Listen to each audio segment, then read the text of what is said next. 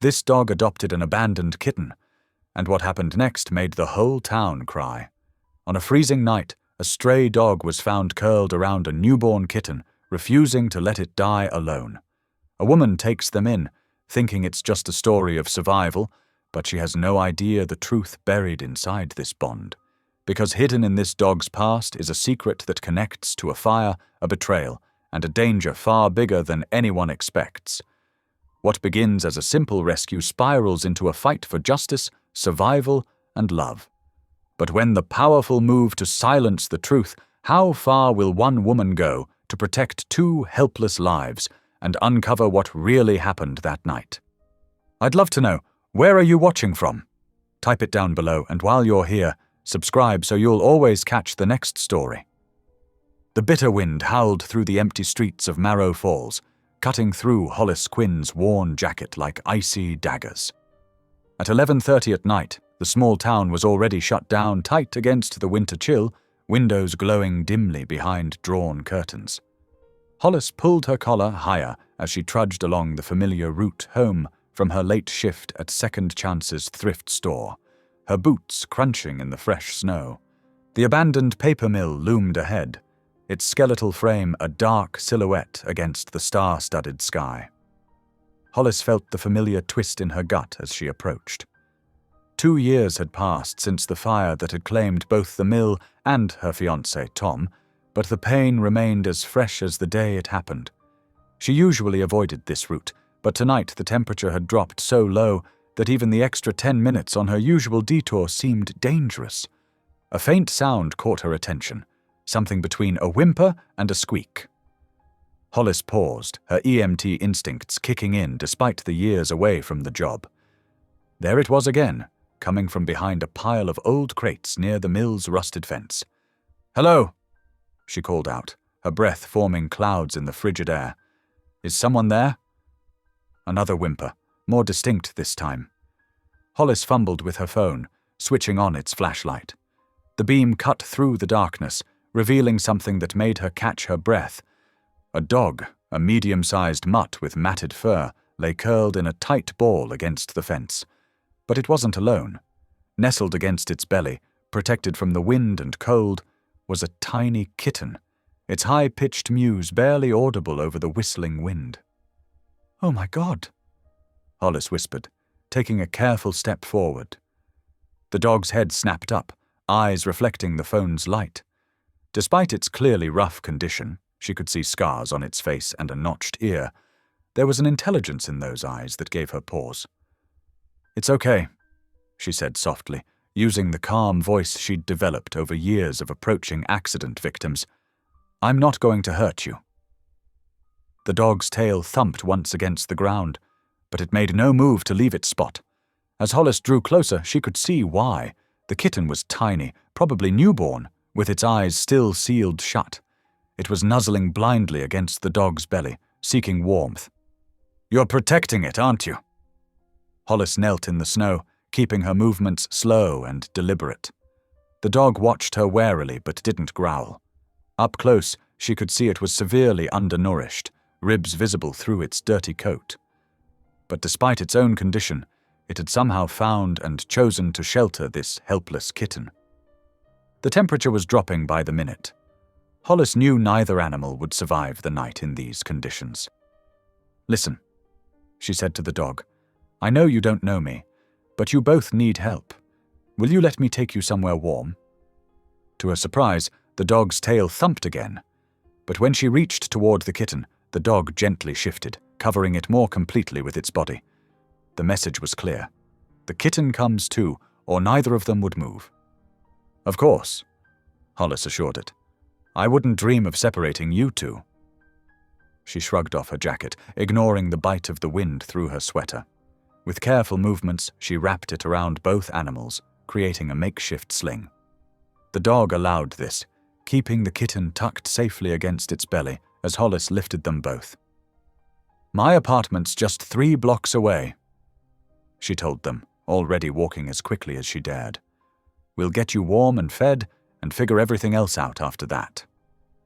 The dog's body was trembling against her, but its focus remained entirely on the kitten, adjusting its position whenever the tiny creature squeaked in protest at the movement.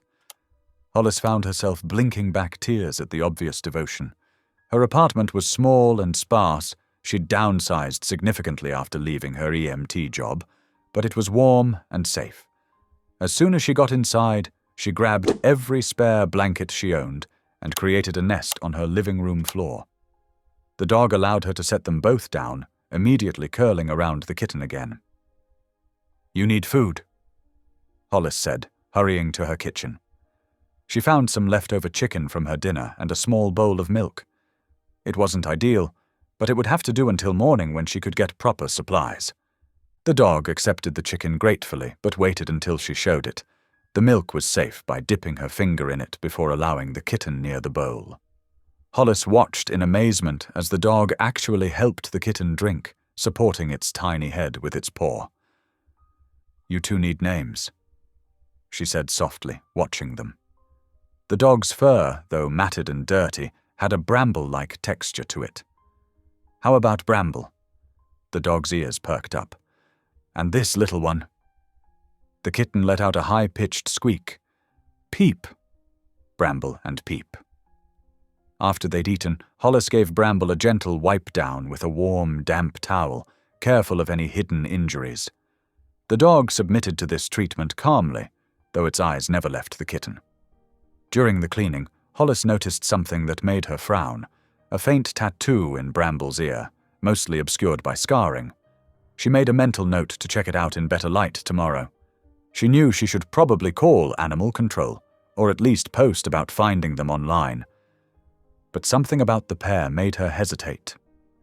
For the first time since the fire, since losing Tom and her sense of purpose along with him, she felt a spark of something different, something like hope. Exhausted but unwilling to leave them alone, Hollis grabbed her pillow and an extra blanket, making herself comfortable on the floor near the pair. Bramble watched her settle with those intelligent eyes, the kitten now sleeping soundly against its belly. "We'll figure this out tomorrow," she promised them, reaching out slowly to give Bramble a gentle pat. The dog leaned slightly into her touch, and Hollis felt her throat tighten with emotion. The next morning, after a quick trip to the pet store for supplies, Hollis couldn't resist sharing their story. She took a photo of Bramble and Peep, still curled together in their blanket nest, and posted it to her rarely used social media account. "Found these two by the old paper mill last night. Dog refusing to leave newborn kitten in the cold. Never seen anything like it. Both safe now. Meet Bramble and Peep. # unlikely friends. # animal rescue." She added a few more photos showing Bramble helping Peep drink from a proper bottle of kitten formula, and another of them snuggled together in the morning light. The post was meant to be simple documentation of something beautiful, a bright spot in the general darkness of her life since the fire. But within hours, the post began to spread. Local animal lovers shared it, then larger pet-focused pages picked it up. By evening, her phone was constantly buzzing with notifications. Most were positive, people touched by the unusual bond between the animals, offering support and supplies. However, mixed in with the well-wishers were other messages that made her uneasy. A local reporter wanted to do a story. Someone claiming to be from a national morning show sent an interview request. And most concerning, she received a terse email from a man identifying himself as a representative of the company that had owned the paper mill, asking for more details about exactly where and when she had found the dog. Hollis sat on her couch, watching Bramble patiently clean Peep with gentle licks, and felt a protective instinct surge through her. Something about that last message set off warning bells in her mind. She thought again about the tattoo in Bramble's ear, now visible as a series of numbers and letters after she'd carefully cleaned the area. "Don't worry," she told them both softly. "You're safe here. I won't let anyone separate you."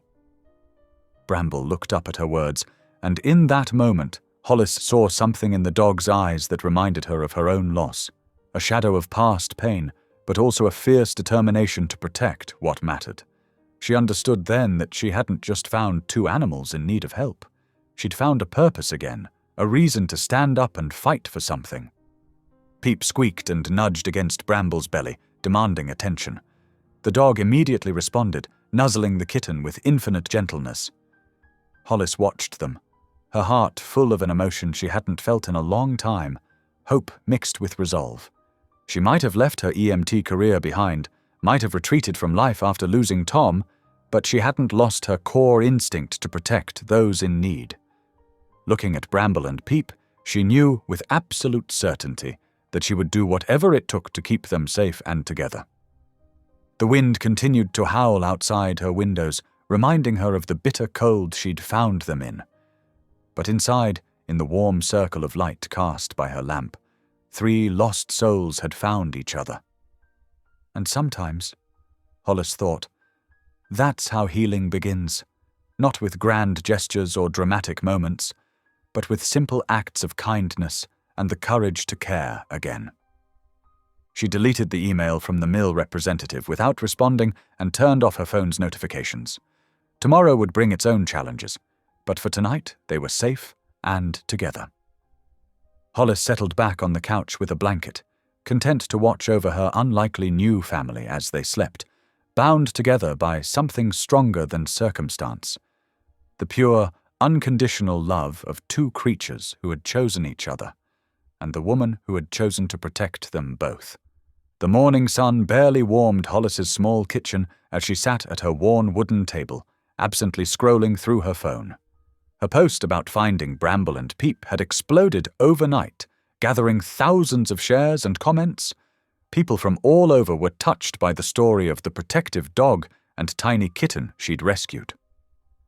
"Look at you 2, she murmured, watching Bramble carefully nudge Peep toward the water bowl. "You're famous now." The sharp rap at her front door made her jump. Bramble's head snapped up, his posture instantly alert. Through the window, Hollis spotted 2 official-looking vehicles, a county car and an animal control van. Her heart dropped. She hadn't done anything wrong, had she? She'd given both animals their shots, bought proper supplies. Still, her hands trembled slightly as she opened the door. County Commissioner Gordon Slate stood on her porch, his broad shoulders filling the doorframe. Behind his practiced smile, his eyes were cold as the winter wind. 2 animal control officers waited behind him. "Miss Quinn," Slate said, his voice carrying the smooth authority of a career politician. "I'm afraid we have a situation here." Hollis's throat tightened. What kind of situation? "Your viral post brought some concerning issues to our attention. You're housing animals without proper permits or inspections. That's a violation of County Ordinance 304.6. "I just found them 2 days ago," Hollis protested. "I was planning to get everything in order." "Nevertheless," Slate cut her off, "we'll need to take custody of both animals until this is sorted out." He nodded to the animal control officers. "Standard procedure." Hollis's protective instincts flared. Something about this felt wrong, too quick, too aggressive. "Can I at least see your paperwork?" Slate's smile thinned. Of course. He pulled out a stack of official-looking documents, but rushed through them so quickly Hollis could barely read the fine print. Her years as an EMT had taught her to trust her gut, and right now every instinct was screaming that this wasn't right. Inside, Bramble had positioned himself between the door and Peep, his scarred body tense. The kitten mewed softly from behind him. "Please," Hollis said, fighting to keep her voice steady. "They need each other." Bramble's been through trauma. He's only just starting to trust again. And Peep's still so young. "Miss Quinn." Slate's tone hardened. "Don't make this difficult. We can do this the easy way, or I can have you cited for multiple violations." The threat hung heavy in the air. Hollis knew she couldn't risk a legal battle, not on her thrift store salary. With a heavy heart, she knelt beside Bramble. "It's okay, boy," she whispered, though it felt like a lie. "I'll figure this out. I promise." The animal control officers moved in with practiced efficiency. One distracted Bramble, while the other scooped up Peep. The kitten's frightened cry made Bramble lunge forward, but the officer already had a loop around his neck. "Careful with them," Hollis called out as they led Bramble towards the van. The dog kept looking back at her, confusion and betrayal in his eyes. Peep's tiny face peered out from the carrier, and Hollis had to bite her lip to keep from crying. As soon as the van pulled away, Slate lingered on her porch. "Best to forget about them, Miss. Quinn, focus on your own life." Something in his tone made it sound more like a warning than advice. The moment he left, Hollis grabbed her car keys. She wasn't about to let Bramble and Peep disappear without knowing where they were going. Her old Honda started with a rattling cough as she pulled out behind the animal control van, keeping a careful distance. The van headed out of town, but instead of turning toward the county shelter, it continued down rural Route 12. Hollis's suspicion deepened. She knew this road. It led to Bluebriar Farm, a supposed animal rescue that had been the subject of whispered concerns in town. She slowed as the van turned onto a gravel drive marked by a weathered sign, "Bluebriar Farm Animal Sanctuary." The gates closed behind it, leaving Hollis idling on the road, her mind racing. Everyone knew about Bluebriar Farm. It had appeared in the local paper's society pages whenever it hosted fancy fundraisers, but no one seemed to actually visit the animals there. Some folks claimed they'd tried to adopt pets but were given endless runarounds. Others whispered about strange noises at night, about animals that went in but were never seen again. Hollis gripped her steering wheel, her EMT training kicking in, assess the situation, gather information, make a plan. She pulled over and started making notes on her phone. Time, date, names, vehicle descriptions. If Slate thought she would just give up and go away, he didn't know her very well. She remembered the look in Bramble's eyes as they took him away, that mixture of fear and resignation, like he'd been betrayed before. And tiny Peep, who needed constant care and warmth. They deserved better than whatever was happening here.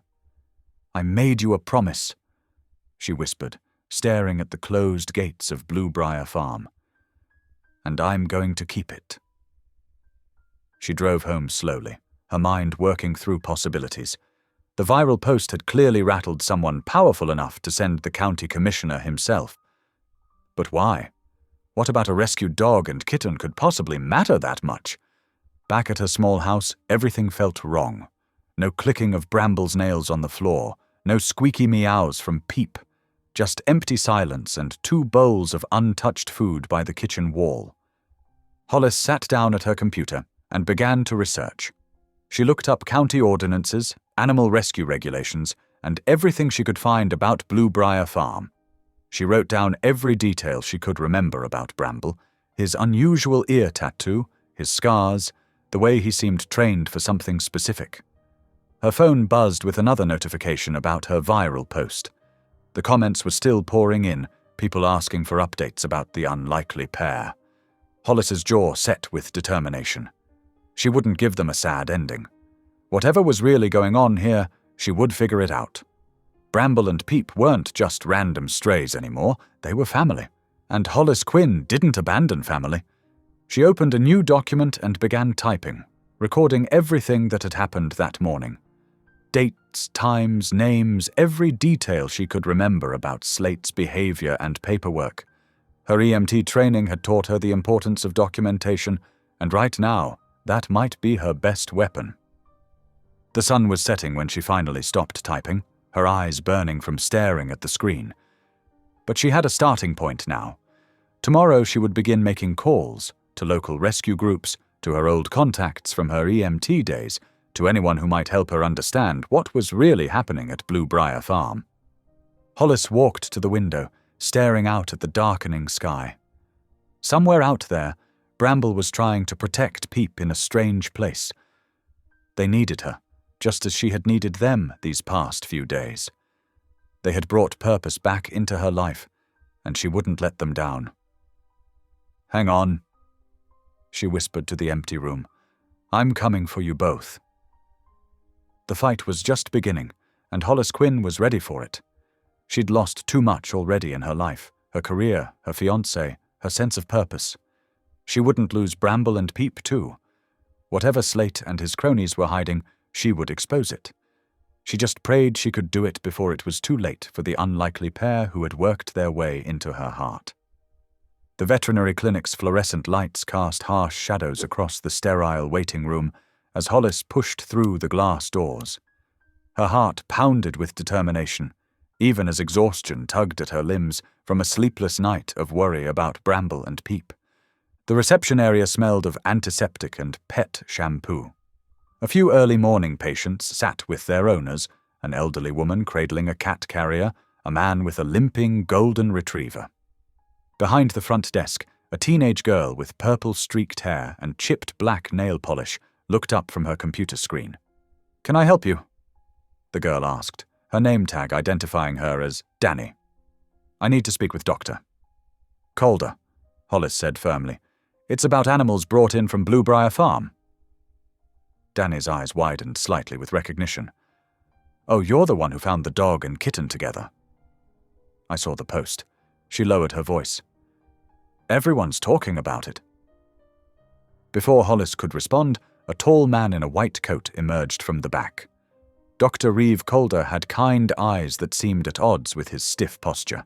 He spotted Hollis, and his expression became carefully neutral. "Miss Quinn, I presume." He gestured toward a side door. "Let's talk in my office." The veterinarian's private office was cramped but orderly, with framed certificates covering one wall and file cabinets lining another.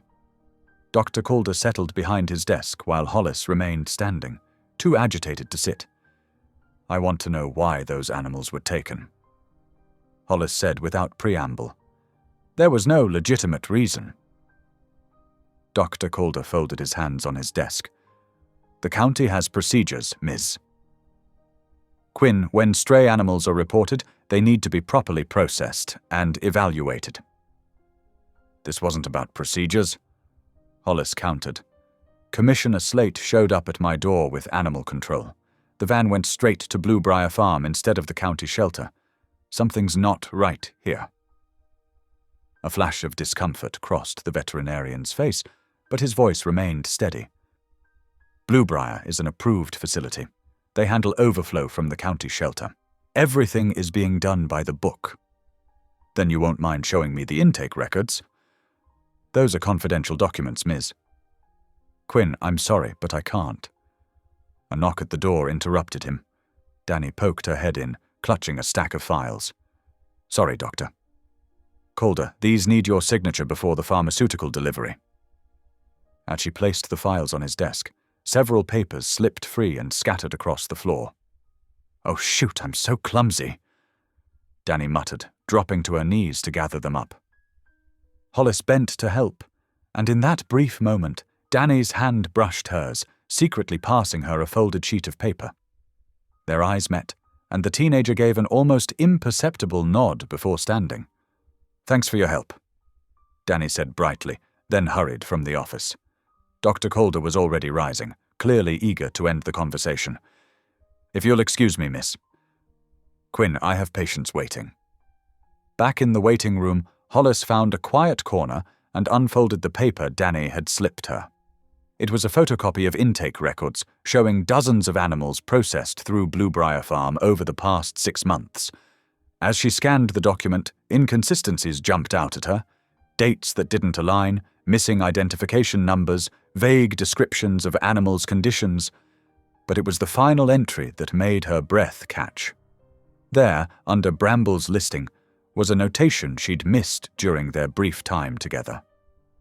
Subject displays faded tattoo, left ear, partial numbers visible.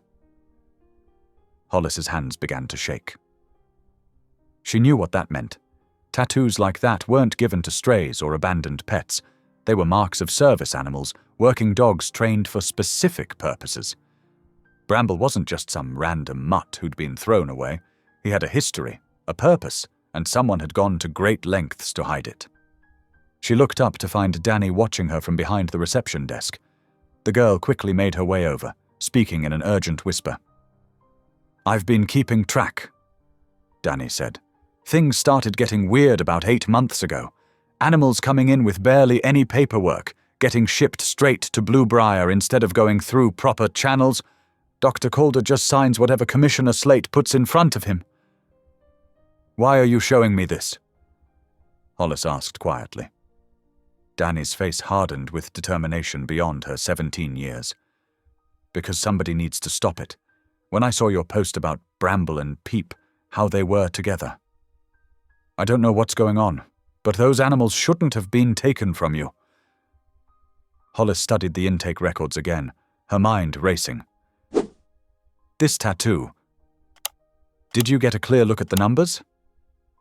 Only partially. It's pretty faded, but I could make out what looked like a K and a 9 followed by some numbers. Almost like a K9 unit identification. Hollis finished, her heart pounding faster. The pieces were starting to fit together, forming a picture she wasn't sure she was ready to see. Danny, I need copies of everything you have.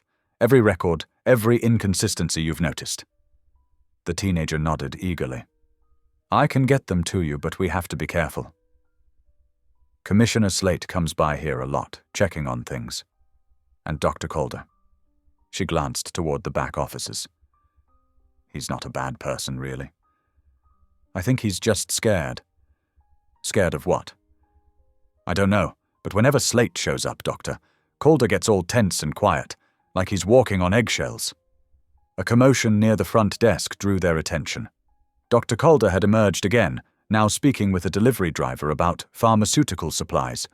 His shoulders were hunched, his movements sharp with anxiety. I need to get back, Danny whispered, but there's more in those records if you look carefully. Dates, patterns, something bigger is going on. Hollis carefully folded the paper and tucked it into her jacket pocket. Thank you, Danny. You're taking a risk showing me this. The girl's chin lifted defiantly. Someone has to stand up for them. The animals can't speak for themselves. As Hollis left the clinic, her mind was whirling with possibilities. Bramble's ear tattoo wasn't just a detail, it was a clue, a thread that could unravel whatever scheme Commissioner Slate was running through Bluebriar Farm. The dog wasn't simply a stray who'd bonded with an abandoned kitten. He was something more, something valuable enough to hide. Walking to her car, Hollis felt the weight of the records in her pocket like a burning coal. She needed to decode those numbers to understand what kind of service dog Bramble had been. And more importantly, she needed to figure out why someone had gone to such lengths to bury his past. The morning sun had fully risen now, burning away the last wisps of dawn fog. Somewhere out there, Bramble and Peep were being held at Bluebriar Farm, separated from each other and from the safety they'd found with her. But now she had something to work with. Proof that things weren't what they seemed, and allies like Danny who were willing to help expose the truth. The veterinary clinic's fluorescent lights cast harsh shadows as Hollis sat in her car, staring at the papers Danny had secretly slipped her. Her hands trembled as she spread the documents across her steering wheel. The intake logs showed something that made her breath catch, detailed information about Bramble's service history, including his identification tattoo. K9-ADC-2847. Hollis whispered, running her finger over the numbers. The letters caught her attention. A DC. She pulled out her phone and quickly searched the abbreviation. Her heart nearly stopped as the results loaded. Accelerant Detection K9. Memories of that terrible night 2 years ago came rushing back. The paper mill ablaze against the dark sky. The screaming sirens. Jake, her fiancé, running into the inferno one last time. She had been there as an EMT, helpless to save him when the structure collapsed. With shaking fingers, she dug deeper into the records. There it was. Bramble's last active assignment before being surrendered to the shelter system. The Marrow Falls paper mill fire investigation, dated exactly 2 years ago. Oh my God! Hollis breathed. The same fire, the same night. While she had been losing everything she held dear, Bramble had been there too, working to uncover the truth. She flipped through more pages, her police training kicking in as she scrutinized the details. Bramble had been a highly trained accelerant detection dog, specializing in identifying chemical accelerants used in suspected arsons. His record showed an impressive success rate until the paper mill fire. After that night, he had been abruptly retired and surrendered to the county shelter system. The timing wasn't a coincidence. Nothing about this felt random anymore. Why would a successful working dog be discarded right after such a major investigation? The fire had been ruled accidental. Faulty wiring, according to the official report. But if they had brought in an accelerant detection dog, there must have been initial suspicion of arson. Hollis's mind raced. She remembered Commissioner Slate's aggressive insistence on seizing Bramble. The way he'd specifically targeted this dog. Had Bramble found something that night? Something that someone wanted to keep hidden? She pulled out her old EMT notebook, which she still carried out of habit. The pages were worn, but her notes from that night were still legible. Timestamps, victim locations, witness statements, and there, in the margin, a hastily scribbled note she'd forgotten about. K9 unit on scene. Her hands gripped the steering wheel until her knuckles turned white. She had seen Bramble that night, without realizing it. While she'd been focused on the medical response, he'd been investigating the origin of the fire that took Jake from her. The kitten, Peep, wasn't just some stray Bramble had adopted. They had found each other near the old paper mill ruins, the same place where everything had changed 2 years ago. Now Bramble had led her back there, carrying his own pieces of a puzzle she hadn't even known existed. Tears blurred her vision as the weight of it all settled over her. Jake's death had been ruled an accident, but now every certainty she'd clung to was unraveling. If Bramble had been called in to investigate possible arson, why wasn't that mentioned in the final report? Why had his findings, whatever they were, been buried along with his career? She wiped her eyes, a new determination rising through her grief. Bramble hadn't just wandered into her life by chance. Something larger was at work, pushing her back toward questions she'd been too heartbroken to ask 2 years ago. The sound of a car door slamming nearby startled her back to the present. She quickly gathered the papers, tucking them safely into her bag. She couldn't trust anyone with this information yet, not when powerful people had gone to such lengths to separate her from Bramble. She pulled out her phone again, this time searching for information about accelerant detection dogs and their training. The more she read, the more certain she became that Bramble's presence at the mill that night was significant. These dogs weren't deployed casually. They were brought in when there was serious suspicion of foul play. The articles explained how the dogs were trained to detect trace amounts of accelerants, gasoline, lighter fluid, anything that could be used to deliberately start a fire.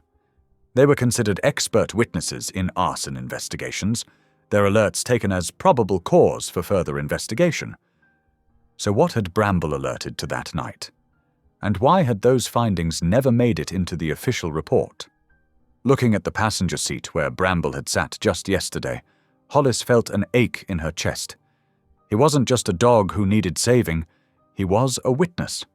A witness who had been systematically silenced by being pushed into the shelter system, where his background would be buried under layers of bureaucracy. The coincidence of finding him with Peep near the mill ruins now seemed less like chance and more like destiny. Something had drawn him back there, back to the scene of that devastating night. And somehow, he had drawn her back too. She thought of how protective Bramble had been of Peep, refusing to leave the kitten behind. It spoke to his character, loyal, dedicated, unwilling to abandon those in his care. The same qualities that would have made him an excellent working dog. The same qualities that made him a threat to anyone with something to hide. The intake logs showed more disturbing patterns. After the mill fire, Bramble had been moved through 3 different shelters in 8 months, each transfer making his history harder to trace. It was only by chance that these records had survived, preserved in the veterinary clinic's files. Hollis pulled out her phone one more time, scrolling through the viral photos of Bramble and Peep that had drawn so much attention. The images that had prompted Commissioner Slate's swift action to seize them. She zoomed in on Bramble's ear, where the tattoo was barely visible. Had Slate recognized it? Is that why he'd moved so quickly to take control of the dog? The weight of these revelations pressed down on her chest. For 2 years, she'd accepted the official version of events, too consumed by grief to question the circumstances of Jake's death. But Bramble's appearance had cracked open every sealed conclusion, every comfortable assumption. She looked up at the veterinary clinic, where Dr. Calder was complicit in this transfer of Bramble to Bluebriar Farm. How many others knew pieces of this story? How many had chosen to look the other way? The papers in her bag felt like they were burning a hole through the fabric. They were proof that Bramble wasn't just any stray. He was a trained professional, a dog who had dedicated his life to uncovering the truth about fires. And someone had gone to great lengths to make sure that truth stayed buried. Hollis started her car, her mind already forming plans. She needed to get Bramble back, not just because he deserved better than Bluebriar Farm, but because he might be the key to understanding what really happened the night Jake died. The night that had changed everything. As she pulled out of the parking lot, she glanced in her rearview mirror at the veterinary clinic growing smaller behind her. She had walked in looking for answers about a dog's past. She had walked out with questions about everything she thought she knew about the worst night of her life. The connection between Bramble and the paper mill fire wasn't just coincidence. It was a thread that, when pulled, might unravel the entire official story. The question was, who would try to stop her from pulling that thread? And how far would they go to keep the truth buried? The evening shadows lengthened across Marrow Falls as Hollis Quinn pulled her weathered sedan into the back lot of Calder's veterinary clinic. Her heart pounded with determination as she spotted 3 familiar figures waiting for her. Danny perched on a stack of empty crates, Doctor. Calder leaning against the wall with his arms crossed, and Deacon adjusting his ever-present baseball cap. "Thanks for coming," Hollis said softly as she approached the group. "I know this isn't exactly a normal evening meeting." Dr. Calder cleared his throat. "After reviewing those intake numbers you showed me, something's definitely wrong. The county reports show half as many animals as what actually came through Bluebriar Farm. I can't ignore that anymore." Danny jumped down from her perch, practically vibrating with teenage energy. "I told you the numbers were weird. No way that many animals just found homes that fast." "That's why we need proof," Hollis explained, pulling out her phone to show them the satellite view of Bluebriar Farm. "Deacon's been watching their shipping patterns. Tell them what you saw." The trucker stepped forward, pointing at the screen. "Delivery vans, coming and going at odd hours, always heading north toward the state line. Way too much traffic for a simple rescue operation."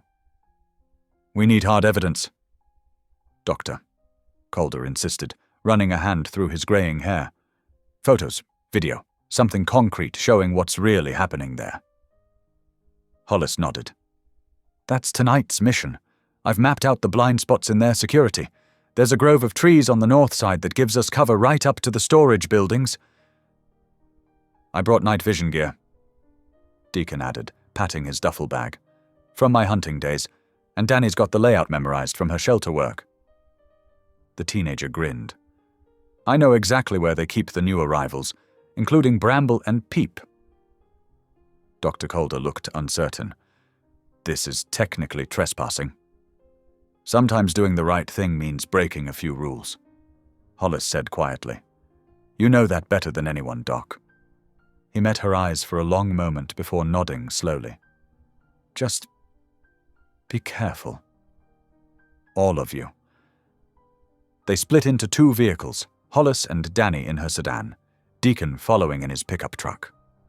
The sun had fully set by the time they reached the turnoff for Bluebriar Farm.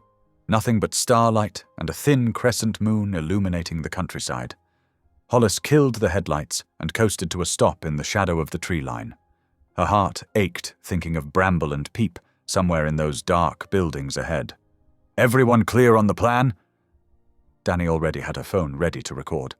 "Crystal clear. I'll document everything while you and Deacon check the buildings." "Stay close," Hollis warned. "If anything feels wrong, we abort immediately." They moved like shadows through the grove, Deacon leading with the night vision scope. The main house was dark, but soft fluorescent light spilled from beneath the doors of several outbuildings. As they drew closer, Hollis could hear the muffled sounds of animals, far more than any legitimate rescue should house overnight. "There," Danny whispered, pointing to a long, low building. "That's where they process new intakes." Hollis's breath caught as they peered through a grimy window. Inside, rows of steel cages lined the walls, stacked 3 high. Animals of all sizes filled nearly every space: dogs, cats, even exotic birds and small livestock. But these weren't the comfortable temporary homes of a rescue. These were holding pens, sparse and clinical. "Oh my God!" Danny breathed, filming steadily with trembling hands. "Look at how they're sorted. By size, breed, value. This isn't a rescue, it's inventory." Hollis felt sick as she recognized the truth. Bluebriar Farm wasn't saving animals, they were trafficking them, selling them to the highest bidder, probably across state lines where their histories couldn't be traced. A sudden bark made them all freeze. Hollis would know that sound anywhere. Bramble. His deep woof came from the far end of the building. "Got movement," Deacon warned, scanning with the scope. 2 people coming from the house. They pressed themselves against the wall as flashlight beams cut through the darkness. Voices drifted their way. "Another shipment tomorrow night. Better get these ones processed and ready." "What about that special K9? Commissioner wants it dealt with quick. First thing in the morning. Can't risk it getting back to the old owner." Hollis's blood ran cold. They were talking about Bramble, and whatever he knew about the mill fire that had killed her fiancé. She couldn't wait until morning. Once the voices faded, she turned to her companions. "Change of plans. We're getting them out tonight." "Now?" Danny whispered excitedly. "Now. Deacon, can you create a distraction at the south end? Danny, keep filming everything. I'll get Bramble and Peep." The trucker grinned. "One distraction coming up. Give me 2 minutes." True to his word, a tremendous crash echoed from the far side of the property moments later, followed by car alarms and the sound of breaking glass. Lights blazed on in the main house as voices shouted in confusion. Hollis slipped in through the side door while Danny continued documenting. The smell of bleach and animal fear hit her immediately. She moved swiftly down the rows of cages, heart breaking at the faces peering out at her. A familiar trill caught her attention. "Peep!" The tiny calico kitten was in a small carrier near the back, and in the cage beside it. "Bramble," Hollis whispered. The dog's tail thumped once in recognition. He looked thinner after just a few days here, but his eyes were alert and loving as ever. The locks were simple, designed for quick processing rather than security. Within moments, she had both carriers open. Bramble stepped out cautiously while Hollis scooped up Peep. "Come on, guys. Let's go home." They made it halfway to the door before a shout rang out. "Hey! Stop right there!" Hollis ran, Bramble keeping pace perfectly beside her. Behind them, she could hear Danny yelling, "Got it all on video!" as she and Deacon provided cover for their escape. They piled into their vehicles as lights and sirens approached. Someone had called the police. But Hollis knew it didn't matter now. They had the evidence they needed, and more importantly, she had Bramble and Peep back. As they sped away into the night, Hollis glanced in her rearview mirror. Danny was grinning triumphantly, phone clutched to her chest. In the back seat, Bramble had his nose pressed against Peep's carrier, the kitten purring loudly enough to hear over the engine. "We did it," Danny said breathlessly. "We actually did it." Hollis felt a smile spread across her face, the first real one in days. "We sure did, kiddo. And we're just getting started." They regrouped at Calder's clinic, where the veterinarian was waiting with supplies to check over the rescued animals. As he examined them, Danny uploaded their damning footage to multiple secure locations. "This is incredible," Calder said, reviewing the video on Danny's phone. "Proof of everything we suspected. But what happens when Commissioner Slate realizes what we've done?" "Let him come," Hollis said firmly, scratching behind Bramble's ears as the dog leaned against her leg. "We've got the truth on our side now." For the first time since finding Bramble and Peep in the snow, she felt truly hopeful. Whatever came next, they would face it together. Her unlikely family of allies united by compassion and the courage to stand up for what was right. Deacon clapped her on the shoulder. "Proud of you, Hollis." You didn't back down when it would have been easier to walk away. Some things are worth fighting for, she replied simply, watching Bramble gently nose at Peep's fur as Calder finished examining them.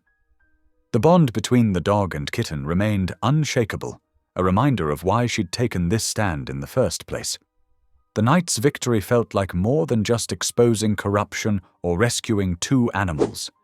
It was about reclaiming her sense of purpose, about choosing to be brave again after loss had made her cautious. As she gathered Bramble and Peep to take them home at last, Hollis knew with certainty that she was exactly where she needed to be. The morning after their daring rescue of Bramble and Peep from Bluebriar Farm, Hollis sat at her kitchen table, cradling a cup of coffee between her hands. Sunlight streamed through the window, warming the peaceful scene of Bramble curled protectively around Peep on their shared bed in the corner. For just a moment, everything felt right in her world. The sharp crack of car doors slamming outside shattered that peace. Bramble's head shot up, his ears alert. A low growl rumbled in his chest as heavy footsteps thundered up the porch steps. Before Hollis could reach the door, it burst open with a deafening crash. Armed officers in tactical gear poured into her small home, weapons raised. "Hands where we can see them," one officer barked. Hollis's coffee mug slipped from her trembling fingers, shattering on the floor. "What is this?" she demanded, raising her hands slowly. "You can't just—" "We have a warrant," a familiar voice drawled from the doorway. Commissioner Gordon Slate stepped through the chaos with a predatory smile, waving a document. "Your little social media stunt provided all the evidence we needed. Breaking and entering, theft of county property—" "They're not property," Hollis protested as an officer roughly grabbed her arms, pulling them behind her back. "Those animals were being abused, trafficked." "Careful, Ms. Quinn, Slate cut her off. Defamation is a serious charge." He nodded to two officers who approached Bramble. The dog's growl deepened, his body curved protectively around the tiny kitten. "Please," Hollis begged, struggling against the restraining grip. "Don't separate them. Peep needs him. The dog is evidence in an ongoing investigation," Slate declared with cold satisfaction. "As for the cat, well, I'm sure the shelter can find it a suitable home." Hollis watched helplessly as the officers cornered Bramble. Despite his obvious desire to fight, the former service dog's training ran deep. When given a firm command, he reluctantly allowed himself to be leashed, though his eyes never left Hollis. "You know this isn't right," Hollis said, her voice breaking as they led Bramble towards the door. Peep's frightened mules tore at her heart. "Whatever you're covering up at Bluebriar, whatever really happened at the mill—" Slate's face hardened. He stepped close, speaking low enough that only she could hear. "You're playing a dangerous game, Ms. Quinn, that fire was ruled accidental. Your fiancé's death was tragic, but pursuing conspiracy theories won't bring him back. Drop this now, or you might find yourself facing more serious charges than theft." The threat hung heavy in the air as Slate turned away. "Process the scene," he ordered his officers. "Document everything. Miss Quinn's viral post suggested criminal intent. We'll need to be thorough." For the next 2 hours, Hollis sat in her kitchen chair under guard while officers tore through her home. They photographed everything, boxed up her computer and phone, even took the bed Bramble and Peep had shared. Through it all, Peep huddled in a corner, refusing to let anyone near. When they finally left, Hollis's home looked like a hurricane had swept through it. She sat amid the chaos, fighting back tears as Peep crawled into her lap, trembling. The kitten's distress was palpable. She'd never been separated from Bramble before. "We'll get him back," Hollis whispered, stroking Peep's fur. "I promise." That evening, after making sure Peep was safely settled, Hollis drove to the county animal control facility where she knew they'd taken Bramble. The building was dark and locked, but she could hear dogs barking inside. She was about to leave when movement caught her eye, a familiar shape in the fenced exercise yard. "Bramble," she called softly. The dog's ears perked up. He trotted to the fence, whining anxiously. But instead of seeking attention through the chain links, He began pawing at the ground, looking back toward the road with obvious agitation. "What is it, boy?" Hollis asked, studying his behavior. Her EMT training had taught her to trust an animal's instincts. Bramble wasn't just upset about being separated from Peep. He was trying to tell her something. When she stepped back, Bramble grew more insistent, barking once before catching himself. He paced along the fence, then stopped to stare intently in the direction of the old paper mill. The realization hit Hollis like a physical blow. Bramble had been an accelerant detection dog. He'd worked the mill fire, and now he was trying to lead her back there. "There's something at the mill, isn't there?" she whispered. "Something they don't want found." Bramble's soft whine confirmed her suspicion. The dog pressed against the fence, trembling with anxiety. Without Peep to protect, his original training was reasserting itself. Whatever evidence he'd discovered 2 years ago, whatever truth had gotten him discarded into the shelter system, he needed to show her. Hollis glanced over her shoulder, making sure no one was watching. "I'll come back for you," she promised Bramble. "But first, I need to see what you're trying to tell me." The old paper mill loomed against the darkening sky, its broken windows like empty eyes. Yellow police tape still marked it as a crime scene, though the investigation had supposedly ended years ago. As Hollis parked at a safe distance, she could almost hear Luke's voice warning her to be careful. Her fiancé had always said her stubbornness would get her into trouble. "This isn't just stubbornness anymore," she whispered to his memory. "This is about justice. For you, for Bramble, for every animal caught in whatever scheme Slate's running." She took a deep breath, grabbed her flashlight, and stepped out into the gathering dusk. Somewhere in these ruins lay answers, and this time she wouldn't stop until she found them. The weight of Slate's threats pressed heavy on her shoulders as she approached the mill's skeletal remains. His smug confidence, the way he'd specifically mentioned Luke's death, it confirmed what she'd begun to suspect. The animals weren't just part of a trafficking operation, they were somehow connected to whatever really happened the night the mill burned, and Bramble was the key to unraveling it all. Looking at the blackened walls that had claimed Luke's life, Hollis felt a surge of determination. Slate might have won this round, might have stripped away her momentary victory with Bramble and Peep, but in doing so, he'd only proved how desperate he was to keep his secrets buried. She clicked on her flashlight, its beam cutting through the shadows. Somewhere in these ruins, Bramble had found something 2 years ago, something important enough to get him removed from service and hidden away in the shelter system. Now she just had to figure out what it was. Behind her, a lone dog's howl echoed from the direction of the animal control facility. Bramble's voice, carrying through the night, urged her forward. Whatever lay ahead, she wasn't in this fight alone. The abandoned paper mill loomed before Hollis like a monument to loss and secrets. Its blackened walls stretched toward the night sky, a stark reminder of the night that had changed everything. Her flashlight beam cut through the darkness, revealing twisted metal and charred debris that crunched beneath her feet. Memories of Luke threatened to overwhelm her, his smile that morning, his casual, "See you tonight," before heading to work. But she pushed them back, focusing instead on why she was here. Bramble's desperate signals at the fence had been clear. Whatever had happened that night, the truth lay hidden in these ruins. Moving carefully through the wreckage, Hollis noticed something odd. While most areas showed expected fire damage, certain sections seemed deliberately cleared. She remembered her EMT training about fire investigation, how evidence could survive even the most devastating blazes if you knew where to look. "If I were hiding something," she muttered to herself, "where would I put it?" The beam of her flashlight caught something reflective in a far corner. As she approached, her heart began to race. Half buried under debris and masked by years of dust lay several mason jars, carefully tucked into a hidden alcove. They might have gone unnoticed forever if Bramble hadn't known exactly where to look. With trembling hands, Hollis carefully extracted one of the jars. Even through the glass, she could detect a faint chemical smell. Her mind flashed back to Bramble's training as an accelerant detection dog. This was what he'd found. what he'd been trying to alert his handlers about before being mysteriously removed from service. "Oh my God," she whispered, the full implications hitting her. It wasn't an accident. The fire that had claimed Luke's life, that had destroyed the mill and cost hundreds their jobs, had been deliberately set.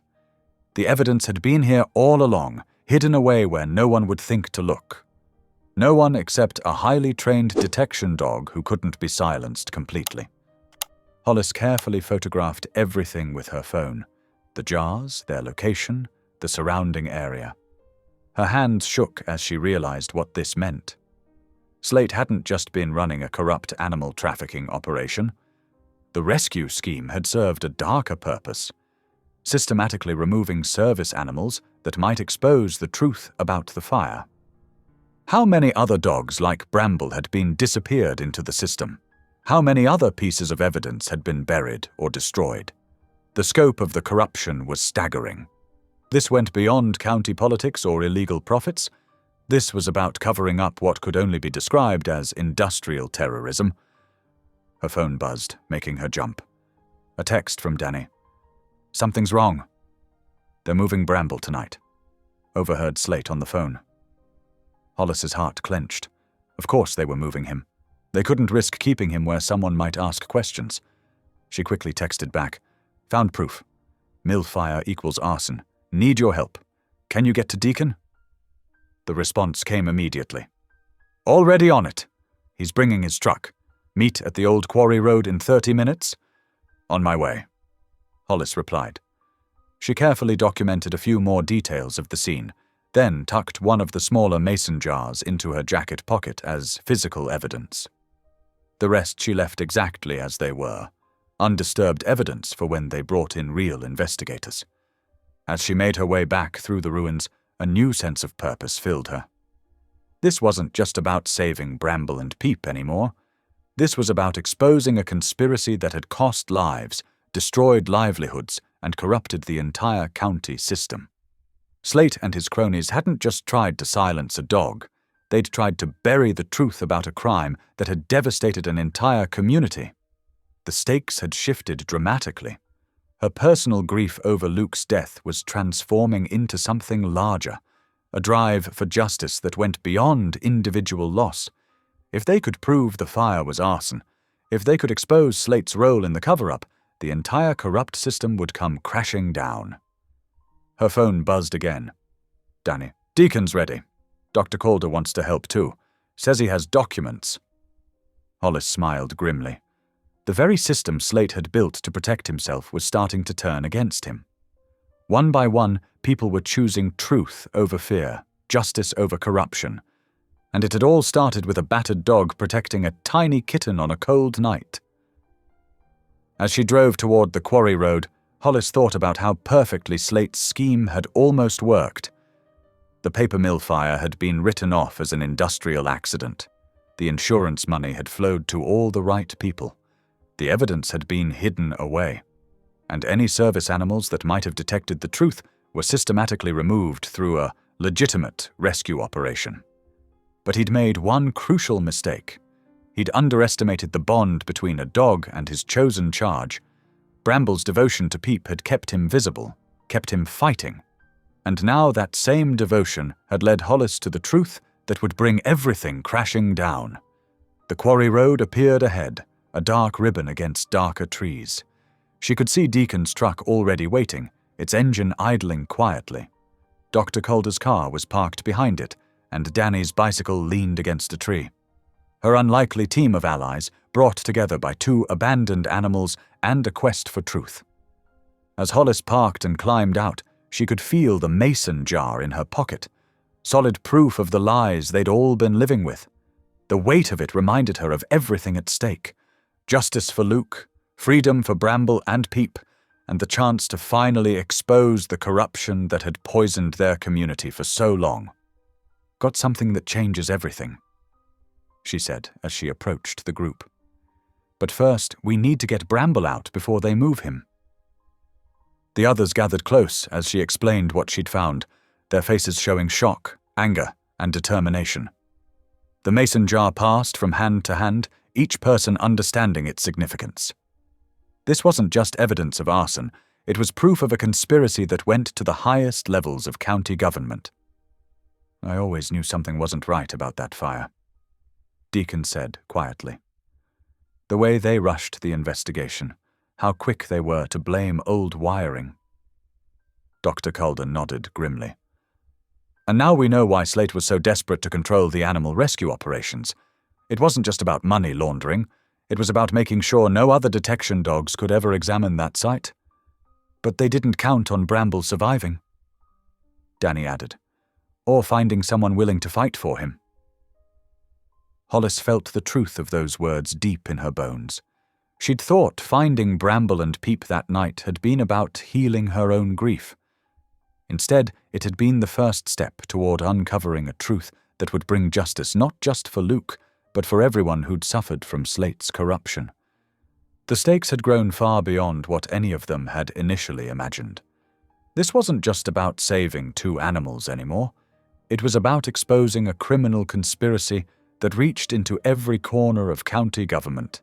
The evidence in that mason jar didn't just prove the mill fire was arson, it proved that the entire system was built on lies and corruption. "We need to move fast," Hollis said, checking her phone. "If Slate's planning to move Bramble tonight, we don't have much time, and once he realizes what we've found—" She didn't need to finish the thought. They all knew what happened to evidence, and witnesses, that threatened Slate's power. But for the first time since this began, Hollis felt true hope. They had proof. They had allies, and most importantly, they had the truth on their side. The night stretched dark around them, but somewhere in that darkness, Bramble was waiting, and with him, the key to exposing everything Slate had tried so hard to hide. The real fight was just beginning, but this time they were ready. The early morning sun cast long shadows across Main Street as Dr. Reeve Calder strode purposefully into the county courthouse. His leather briefcase, worn at the edges from years of veterinary house calls, now carried something far more precious than medical supplies, carefully prepared legal documents to preserve the mill site as a protected area of investigation. Inside the marble-floored lobby, Calder's footsteps echoed as he made his way to the clerk's office. His hands trembled slightly as he filed the paperwork, but his voice remained steady. "These documents request an immediate preservation order for the old paper mill site," he explained to the clerk. "There's evidence of criminal activity that needs to be protected." Meanwhile, across town in his cramped apartment, Deacon hunched over his laptop, his weathered trucker's hands carefully uploading the damning footage they'd captured at Bluebriar Farm. The videos showed row after row of cages, animals being sorted and labeled not as rescues, but as inventory. His cursor hovered over the post button for just a moment before he clicked, sending the evidence streaming across social media platforms and to local news outlets. "That ought to get their attention," he muttered, adjusting his ever-present baseball cap. His phone buzzed with a text from Hollis. "It's working? Keep pushing." At the county animal shelter, 17-year-old Danny Rowe was putting her own piece of the puzzle into place. She'd spent hours combing through freight records, tracking shipments in and out of Bluebriar Farm. Her chipped nail polish caught the fluorescent light as she spread the papers across a metal examination table. "Look at this," she said excitedly to Hollis, who stood beside her. "Every month, like clockwork, there's a payment from Slate's personal account to Bluebriar, but it's coded as consulting fees. And here," she pointed to another document, "are the matching deposits into his offshore account." Hollis leaned in, her tired eyes widening. "You've done it, Danny." This proves the kickback scheme. The evidence was overwhelming. Within hours of Deacon's footage going viral, the sheriff's department had no choice but to act. Squad cars with flashing lights lined the entrance to Bluebriar Farm as officers executed a search warrant. The sight of animal control vehicles, this time working for justice rather than corruption, brought tears to Hollis's eyes as she watched from across the street. One by one, the animals were carefully removed from their cages. Each one represented a piece of Slate's scheme. Service animals like Bramble, who knew too much, strays who'd been turned into profit, all victims of greed and corruption. In the county courthouse, Judge Marion Peterson reviewed the emergency injunction with stern attention. Her gavel cracked like thunder in the hushed courtroom as she announced her decision. In light of the evidence presented, all county animal transfers are hereby halted pending full investigation. Furthermore, the mill site is to be preserved as a crime scene. The news spread quickly through the small town. At the thrift store where Hollis worked, customers gathered around the television mounted in the corner, watching as reporters covered the unfolding story. The footage Deacon had uploaded played on repeat. Dark shapes moving through Bluebriar's shadowy buildings, cages being loaded onto unmarked trucks, money changing hands. Gordon Slate's office issued a terse no comment as reporters camped outside the county building. Through the glass doors, Hollis could see him pacing, his broad shoulders tense, his usually composed face showing signs of strain. For the first time since she'd known him, he looked cornered. Hollis met with her unlikely team at Calder's veterinary clinic after hours. The waiting room, usually filled with the sounds of barking dogs and mewing cats, was quiet except for their voices as they took stock of their victory. "The preservation order on the mill site is ironclad," Calder said, removing his reading glasses and rubbing his eyes. "They can't touch it now. Whatever evidence is there, it's protected." Deacon lounged in one of the plastic chairs, his long legs stretched out. "Video's got over 50,000 views already. Local stations are picking it up. No way they can sweep this under the rug." Danny perched on the reception desk, swinging her legs. "And those freight records? They're like a roadmap of corruption.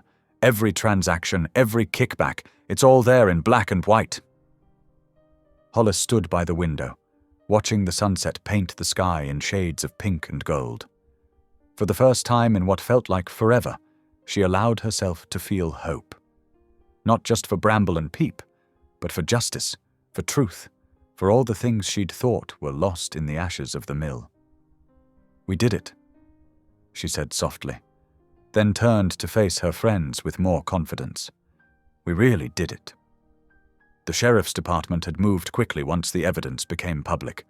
Deputies supervised as veterinarians examined each animal at Bluebriar, documenting their conditions. The property was cordoned off with yellow crime scene tape, and investigators combed through records and computers. At the courthouse, clerks processed paperwork as fast as they could, implementing Judge Peterson's orders.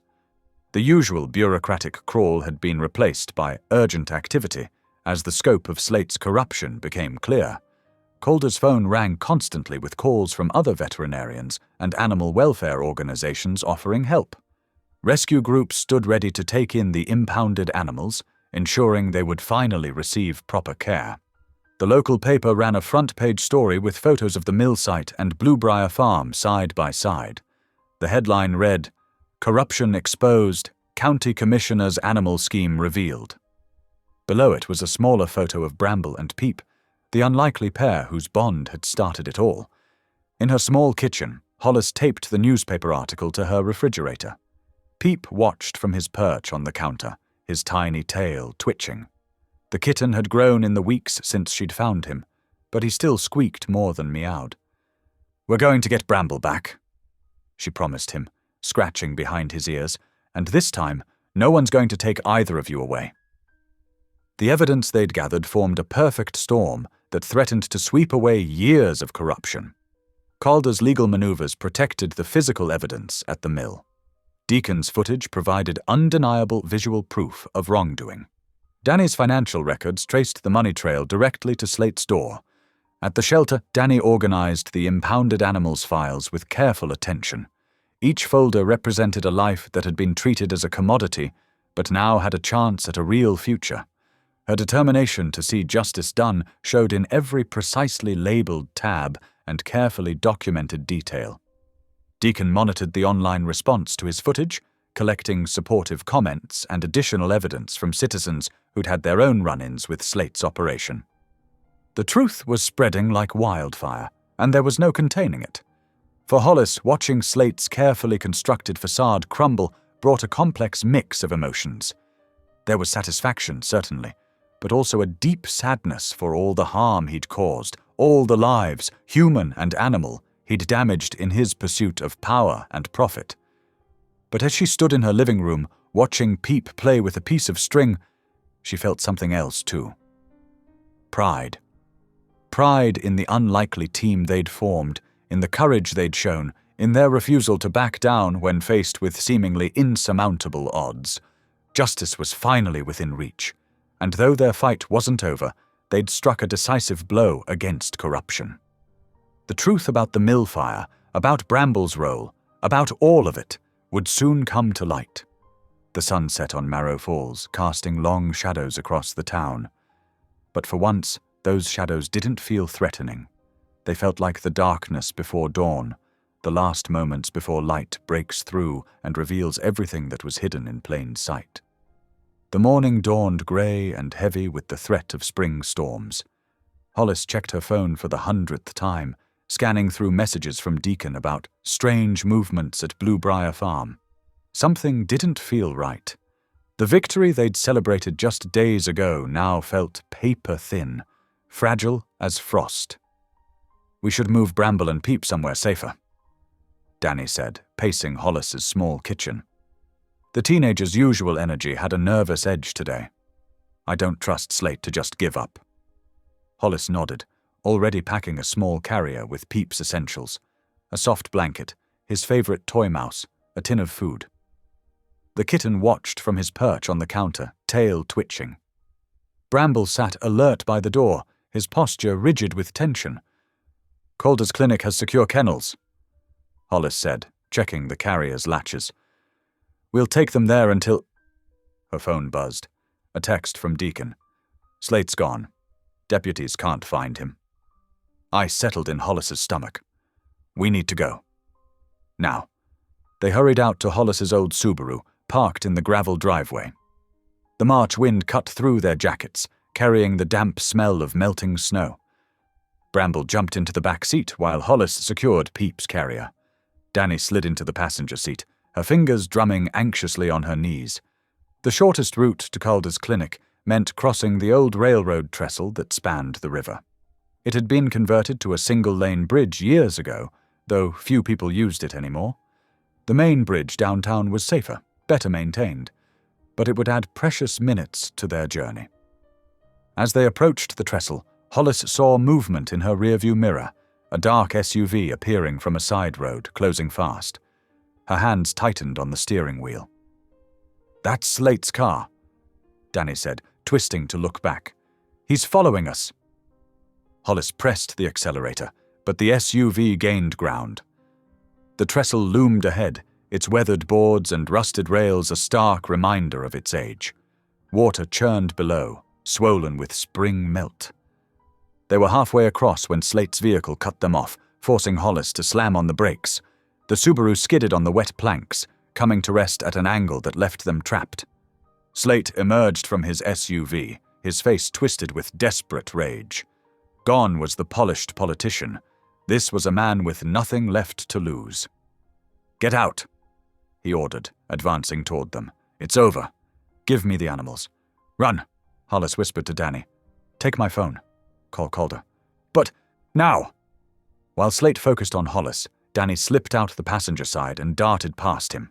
He made a grab for her, but missed.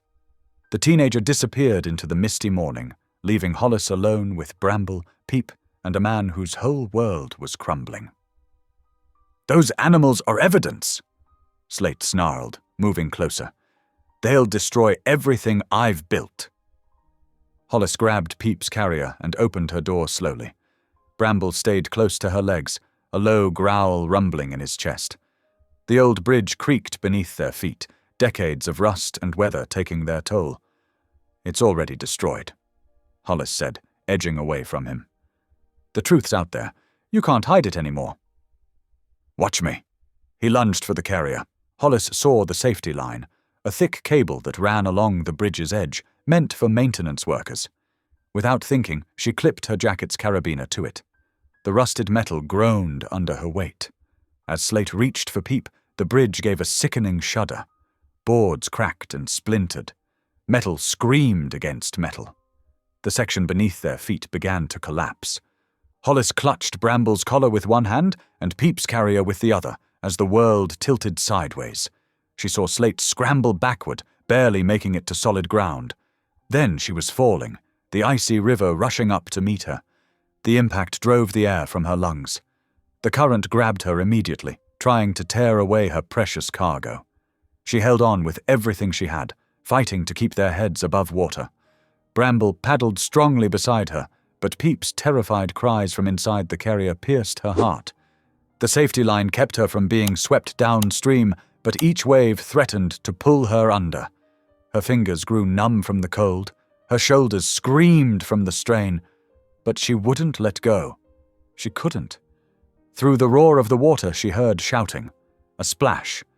Then strong arms were around her, and Calder's voice was in her ear. "I've got you." Let go of the line. "I've got you." Together they fought their way to the shore, where Danny and several deputies waited. Hands reached down to pull them up the muddy bank. Bramble shook himself, showering everyone with river water. When Hollis opened Peep's carrier, the kitten was wet but alive, his mismatched eyes wide with fear. Hollis sat on the ground, shivering violently, watching as deputies handcuffed Slate. The man who had once seemed so powerful now looked small and defeated. His desperate gamble had failed. Calder wrapped a blanket around her shoulders, his hands gentle. "That was either the bravest or the craziest thing I've ever seen." "Maybe both." Hollis managed through chattering teeth. She pulled Peep close, feeling his tiny heart racing against her chest. Bramble pressed against her side, his solid warmth a comfort. In that moment, as emergency vehicles arrived with flashing lights and wailing sirens, Hollis realized something had changed within her. The woman who had hidden from life after losing her fiancé, who had let grief shadow her every step, was gone. In her place was someone stronger, someone who would fight with everything she had for what mattered. Danny crouched beside her, eyes shining with a mixture of worry and admiration. "You saved them. You saved all of us." "We saved each other," Hollis corrected, scratching Bramble's ears. The dog's tail wagged, spraying more water. In the stark fluorescent light of the county courthouse, the evidence lay spread across the prosecutor's table like pieces of a devastating puzzle. Mason jars with traces of accelerant, shipping manifests showing suspicious patterns, photographs of hidden cages at Bluebriar Farm, and most damning of all, Bramble's original K9 service records from the night of the mill fire. Hollis sat in the front row, Bramble at her feet, and Peep nestled in a carrier beside her. Calder's steady presence on her left and Danny's nervous energy on her right anchored her as she watched Slate's facade finally crack. The prosecutor's voice rang clear through the packed courtroom. "Mr. Slate, would you care to explain why an accelerant detection K9 was deliberately removed from service immediately after the mill fire?" Slate's arrogance, his absolute certainty that he was untouchable, proved to be his undoing. He sneered at the prosecutor. "That mutt was a liability, just like every other service animal that could expose our arrangements." A collective gasp rippled through the courtroom. Even his lawyer winced. "Are you admitting to orchestrating the arson of the Marrow Falls paper mill?" "The mill was dying anyway." Slate spat, his mask of respectability completely gone. "The insurance payout funded years of projects. Who cares if one nosy firefighter got in the way? The town got new roads, didn't they?" Hollis's hands clenched into fists. That nosy firefighter had been her fiancé. Bramble pressed his head against her leg, and she felt Calder's hand cover hers gently. The judge's gavel cracked like thunder. Within minutes, deputies led Slate away in handcuffs, his empire of corruption crumbling behind him. Outside the courthouse, reporters swarmed, but Hollis had somewhere more important to be. The whole group, Hollis, Bramble, Peep, Calder, and Danny, made their way to the mill memorial that had been erected after the fire. The late afternoon sun cast long shadows across the granite monument. Hollis knelt before it, removing her fiancé's badge from her pocket where she'd carried it every day since his death. With trembling fingers, she placed it on the stone ledge. Then she reached for Bramble's original K9 tag, which had been returned to her after the investigation. "They both served," she said softly, laying the tag beside the badge. "They both tried to uncover the truth." Calder stepped closer, his shoulder brushing hers. "And now they both can rest," he said quietly. The warmth in his voice held a promise of something more, something healing. Danny, who had been uncharacteristically quiet, suddenly raised her phone. "Wait," she said. "This moment, people need to see this." The teenager's artistic eye captured it perfectly. Hollis kneeling at the memorial, one hand on the badges, the other buried in Bramble's fur. Peep perched on her shoulder, a tiny guardian angel. Calder standing protective and close. The setting sun gilded them all in gold, transforming grief into something beautiful. When the photo appeared in the local paper the next day, it spread even faster than the original viral post of Bramble and Peep. But this time, the tears it brought were different. These were tears of justice served, of truth finally unveiled, of love that survived loss and found new purpose. Later that week, Hollis stood in the county clerk's office, signing the final adoption papers for both Bramble and Peep, the formal acknowledgement of what her heart had known from that first freezing night. They were family. "There's something poetic about it," Danny mused, watching Bramble and Peep curled together in their usual position. The guard dog who couldn't be silenced. The kitten who gave him a reason to keep going. And you, bringing it all together. Hollis smiled, feeling the weight of years of grief finally beginning to lift. "Sometimes the most broken things find each other," she said, "and that's what makes them whole again." The mill would never reopen. That chapter of Marrow Falls history was closed, but in its place, something new was growing. A community that had faced its demons and chosen truth over convenience, justice over profit, love over fear. And at the heart of it all, an unlikely family bound together by loyalty, courage, and the simple miracle of second chances. Thanks for watching. If any part of this story lingered with you, consider subscribing. I'll be here again tomorrow, sharing another tale that speaks to the soul.